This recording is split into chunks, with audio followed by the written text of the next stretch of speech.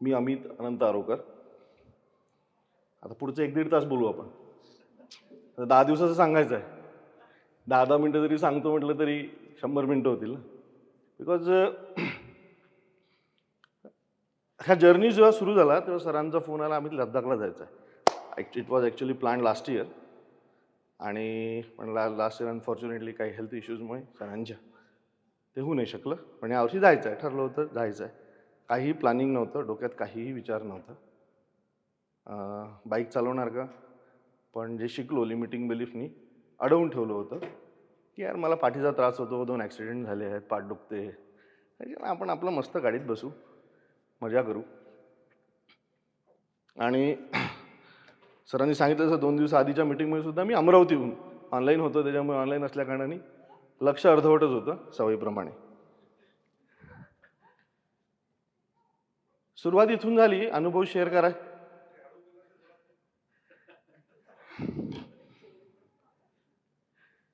Basically सुरुवात 10 दिवसाच्या अनुभवाची जेव्हा अमरावतीला पोहोचल्यानंतर रिकॅप केलं तेव्हा असं लक्षात आलं की लिहायला जेव्हा सुरुवात केली की वी आर झिरो और आय एम झिरो. त्याची सुरुवात होती फिलिंग असतं आंतरप्रिनरचं माझं, मी सगळं विश्व तयार केलं, मी उद्योग तयार केला, फिलिंग पोचतं अहम ब्रह्मास्मी.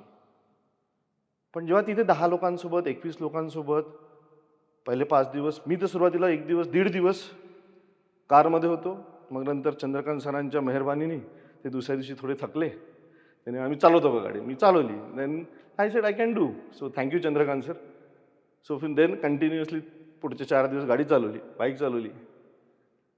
आणि त्या लिमिटिंग बिलीफला लक्षात आलं की बाईक चालवताना सुद्धा, एकटं बाईक चालवताना सुद्धा, एकट्यात ऐकताना सुद्धा जी लहानपणापासून सवय होती, कार चालवायची असेल किंवा बाईक चालवायची असेल किंवा व्यवसायात राहायचं असेल तर भ्रुक्कीन सगळ्यांच्या समोर कसं जाता येईल. पण वेन सर सेड की now you are the group tail, सगळ्यांच्या नवीन सरांच्या मागे उभं राहून सगळ्या टेलमध्ये राहत असताना leadership behind, from the behind every people, that learn so many things. की आपण मागून सुद्धा लीडर्सला जरुरी नाही आहे की त्यांनी समोरच उभं राहायला पाहिजे. त्यांनी मागून सुद्धा राहिलं, गप राहिलं आणि शांततेने गोष्टी केल्या तर त्या फार चांगल्या पद्धतीने पुढे जाऊ शकतात. मग डे 1ला जर्नी सुरू झाली आणि योगायोगाने माझं ते 1 2 3 4 5 6 7 करून 1 2 3 4 5 6 7 करून वापकर साहेब माझे रूम पार्टनर आले. आणि सरांना काय माहिती काय करायचं होतं, सरांनी ते जुळवून आणलं का कोणास ठाऊक, पण आमची मस्त जुळली. म्हणजे फार म्हणजे मजेदार आहेत सर, फारच मजेदार आहेत. आणि आम्ही दोघंही या ट्रिपमध्ये सगळ्यात जास्त घोरणारे. एक दिवस मी त्यांना झोपून होतो देत, दुसऱ्या दिवशी ते मला झोपून होते देत, आमची कॉम्पिटिशन चालायची घोरण्याची. पण नंतर शेवटी त्यांनी सरेंडर केलं माझ्या घोरण्याच्या पुढे आणि मला झोपू दिलं आणि 3 दिवस मला गाडी चालवू दिली. Thank you Rajesh sir, Wapkar sir. Ultimately जेव्हा या जर्नीमधल्या वेगवेगळ्या कॅरेक्टर्समध्ये जेव्हा बघायला लागलो, पहिले 4 दिवस it was outward journey, looking at the mountains, valley, bike 80 kilometres, मधातच ब्रेक फेल होत होता त्या हिमालयांचा, मग ती फाटत होती. आणि ते सगळं होत असताना त्या BROचं चित्र येत होतं समोर, नेवर गिव्ह अप. अरे यार सही में यार, नेवर गिव्ह अप. तसं ते त्या BROच्या बॉर्डर रोड ऑर्गनायझेशनच्या वेगवेगळे स्लोगन्स लागले राहायचे. त्या छोट्या छोट्या गोष्टी आयुष्यातल्या एवढ्या शिकवत जात होत्या की आता तर सुरुवात आहे अमित. मग त्या इंट्रोवर्ट जर्नीला सुरुवात झाली. त्या अहम ब्रह्मास्मीला घेऊन माणूस इथे प्रश्नचिन्ह करायला लागला की आपल्यासोबत 21 आपल्यासारखेच मोठे मोठे लोक आहेत जे आपण कुठेतरी गर्व करतो त्याचा, 200 कोटी गेले, 300 कोटी गेले. आणि या सगळ्या चक्करमध्ये मी माझ्या रिलेशन्सला, माझ्या बिझनेस कलिग्सला, माझ्या आजूबाजूच्या लोकांना ग्रांटेड घ्यायला लागलो. आणि that learning from that the chapter of emotions, from the chapter of character, from the chapter of relationship, give me a light की अमित असं नाही आहे. अहम ब्रह्मास्मी सुद्धा ब्रह्माचं चौथं मुंडकं उडवावं लागलं होतं शंकराला त्याच्या गर्वामुळे. मग मी आहे तो माझ्या परिवारामुळे आहे, मी आहे तो माझ्या बायकोमुळे आहे, मी आहे तो माझ्या मुलाबाळांमुळे आहे, मी आहे तो माझ्या पार्टनर्समुळे आहे, मी आहे तो माझ्या टीममुळे आहे, मी आहे तो माझ्या गुरुमुळे आहे, जे योगेश सर इथे बसलेले. So that outward journey started going inward and realises की वी आर झिरो. जेव्हा त्या पँगॉंग लेकवरती मेडिटेशन सुरू होत असताना मेडिटेशन पीकवरती जातं आणि तिथे शेवटाला सर म्हणतात या शिव बसते है. तो शिव कैलास पर्वतावरती बसलेलं चित्रच डोळ्यासमोर जेव्हा येतं तेव्हा तो अंगावरचा काटा अजूनही जाणवतो. जेव्हा त्या मेंटल काउन्सिल तुम्हाला उत्तर काय देतात आहेत हे प्रश्न जेव्हा बाहेरून सरांकडनं आम्हाला प्रश्न विचारला जेव्हा जातात तेव्हा त्या मेंटल काउन्सिलमधले डॉक्टर इशिता, बाबा, छत्रपती शिवाजी महाराज काय उत्तर देत असतील हे याचं जे फिलिंग झालं नंतर ते लिहिलं गेलं ते फिलिंग खरं होतं. Am I right my friends? ते फिलिंग खरं होतं की ते that was not crafted at all. आपण आजकालच्या एवढ्या रील्स बघतो, आपण एवढ्या आजकालचे सो कॉल्ड FM वरच्या गोष्टी बघतो, सो क्राफ्टेड असतात सगळ्या. But that was real, that was coming from inside. आणि त्याने हलवून टाकलं माणसाला. ज्या सगळ्या बिलीफ्स होत्या त्या लिमिटिंग बिलीफ्समध्ये कन्वर्ट होऊन की चुकीचं आहे, हे असं नाही आहे, मला शिकायचं आहे, मला वाचायचं आहे, मला हळू चालायचं आहे, slow is fast, what a big learning. अशा सगळ्या खूप साऱ्या गोष्टी जेव्हा या पुस्तकात लिहिल्या गेल्या स्वतःबद्दल. Not confident to write about the book. So मी पेन्सिलने लिहिलं तेव्हा. पहिले 2 पानं पेनाने लिहिले, नंतर लक्षात आलं की त्यात अजून काहीतरी आपण करेक्ट करू शकतो. मग पेन्सिलने लिहायला सुरुवात केली.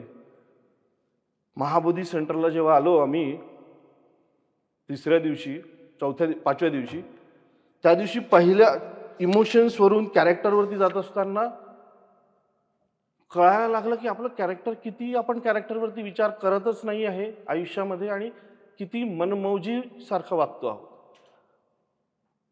जे की चुकीचं आहे. आणि त्याचं फिलिंग आलं. रात्री 1-1:30 वाजेपर्यंत पुन्हा मी लिहित बसलो, सरांजवळ गेलो, पुष्कळशा जुन्या चुकांना रिवाईज केल्यानंतर त्याचं गिवअप करण्याचा प्रयत्न केला.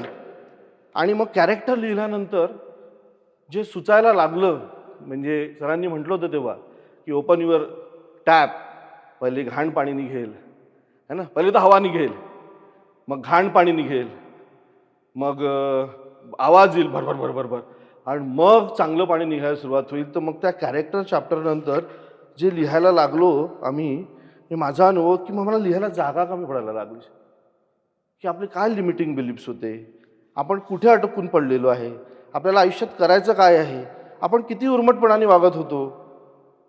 या सगळ्या गोष्टी लिहिल्यानंतर लक्षात आलं की this is not a end, this is the beginning of the life. आणि योगायोगानं पुढच्या वर्षी 40शीत पोचतोय मी, आणि 40 is the new beginning, 40 is the new beginning असं काहीतरी म्हणतात ना इंग्लिशमध्ये. माझं इंग्लिश थोडं कमजोर आहे. तर अशा पद्धतीने या life manifestation by doctor Yogesh Pawar यांनी, या पुस्तकानी किंवा या 12 कॅटेगरीजनी मी खरं सांगेल तर माझ्या आयुष्यातले गेले 38 वर्षातल्या पैकी ह्या 39व्या वर्षापासून नवीन आयुष्य सुरू होईल. So thank you for that Yogesh Pawar.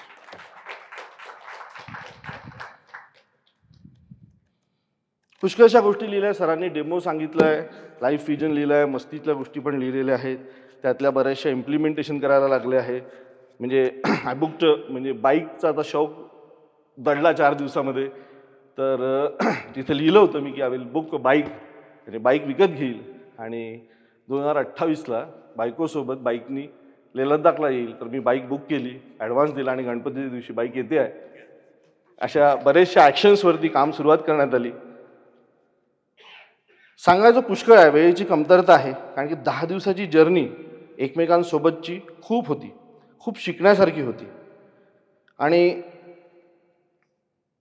त्यातून आतमध्ये पोचल्यासारखं फिलिंग होत आहे. आणि जसं आपण गाड्यांना सर्व्हिसिंग करतो, आपल्या घरातल्या वस्तूला सर्व्हिसिंग करतो, तसं आपल्या बुद्धीला, आपल्या शरीराला सर्व्हिसिंग करायची गरज आहे. तर अशा पद्धतीचे सेशन्स किंवा अशा पद्धतीचे जे बाहेरून आतमध्ये म्हणजे 4 दिवस बाईक चालवत बाहेर मस्ती मजा करतून महाबोधीतून जो इनवर्ट जर्नी सुरू झाला, त्या इनवर्ट जर्नीमध्ये स्वतःबद्दल थोडंसं आणि स्वतः किती कमी आहो अजूनही याबद्दल लक्षात आलं. आयुष्यामध्ये कॉन्शियसली सगळ्या गोष्टी कशा करायच्या, आपल्या इमोशन्सबद्दल कसं अवेअर व्हायचं, याचे 2-3 एक्झाम्पल्स गेल्या काही दिवसांमध्ये घडले सर. म्हणजे अशा काही सिच्युएशन आल्या की त्या सिच्युएशनमध्ये Amit Arokar was suppose to react, but I try to respond and I become consciously aware about my emotions at that moment. I have not reacted, I have responded to that person, and situation was not critical situation was easily solved. So thank you again, sir, for that, giving us that training about not to react, just to respond. So slow is fast, respond, not to react.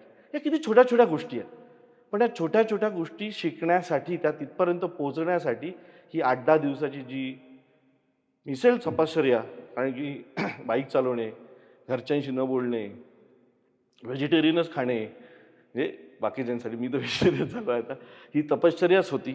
आणि या तपश्चर्याच्या मागे सरांवरती पण एक खूप मोठं दडपणातून किंवा जबाबदारीतून sir या सगळ्या गोष्टी आमच्यासोबत हँडल करायच्या.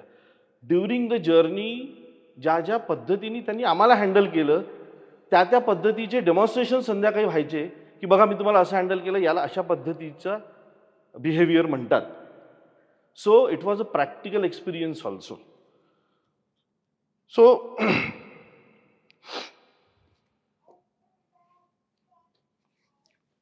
फार सुंदर अनुभव राहिला. मेडिटेशन सुरुवात झाली आयुष्यात करायची, एक्सरसाइज सुरुवात झाली आयुष्यात करायची, महत्त्वाचं म्हणजे बायकोला वेळ देण्याची सवय सुरुवात झाली.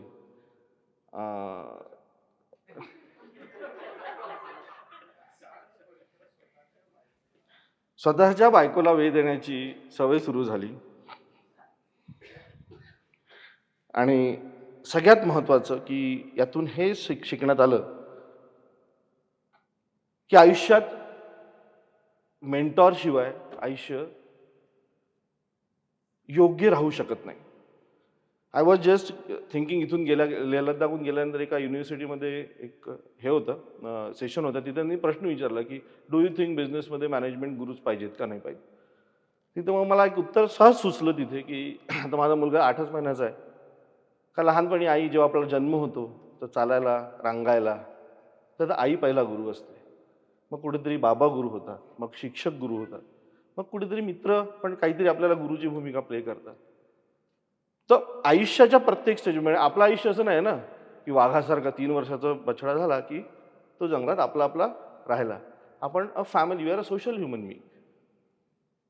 तर त्या पद्धतीमध्ये मग विचार केला की जर स्टेजेसमध्ये आयुष्यामध्ये गुरु पाहिजे असतो, तर जेव्हा बिझनेसमध्ये आपण काम करतो, जेव्हा व्यवसायात काम करतो, की आयुष्याच्या या चरणांवरती काम करतो, तिथे गुरुची आवश्यकता आहे का? तर उत्तर आलं हो. तर या लाईफ मॅनिफेस्टेशनच्या लेह लद्दाखच्या या सुंदर जर्नीमध्ये एक चांगलं मेंटल काउन्सिल, एक चांगले गुरु, जे 10x journey with the grace, with the God grace and with the efforts from my team आणि सरांच्या मार्गदर्शनामुळे आम्ही मागच्या 3 वर्षात 10x पोहोचलो. पण आता इथून सुद्धा 10x ची journey, considering all this characters, looking inward and taking, कारण की जसं जसं, कारण की त्या इगो हा मोठा त्रासदायक ठरत जातो मोठे. तर हा नक्कीच मी सर याच्यापुढे फॉलो करेल, प्रयत्न नाही करणार, फॉलोच करेल, will not try at all, we will do that. आणि या कार्यक्रमाच्या अंती एकच गोष्ट मी सगळ्यांकडनं वधवून गेली की या म्हणजे या प्रोग्राममुळे, या लाईफ मॅनिफेस्टेशनमुळे आणि एक जीवनाचा, आयुष्याचा नवीन दिशा मला मिळाली, कदाचित तुम्हाला सगळ्यांना पण मिळाली. तर त्या ती दिशा, आणि इथं मी आता खूप काही तारीफ करत नाही बसणार, तारीफ करायसाठी पुष्कळ गोष्टी बोलायच्या आहेत सरांबद्दल, पण त्या दिशा देणाऱ्या व्यक्तीबद्दल एकच गोष्ट बोलेल. तुम्हा लोकांना सुद्धा ती गोष्ट ती तो श्लोक येतो, ती श्लोक म्हणतो आणि माझ्या बोलण्याला विराम देतो. गुरुर्ब्रह्मा गुरुर्विष्णू गुरुर्देवो महेश्वरा गुरुर साक्षात परब्रह्म तस्मै श्री गुरवे नमः. तस्मै श्री गुरवे नमः. धन्यवाद.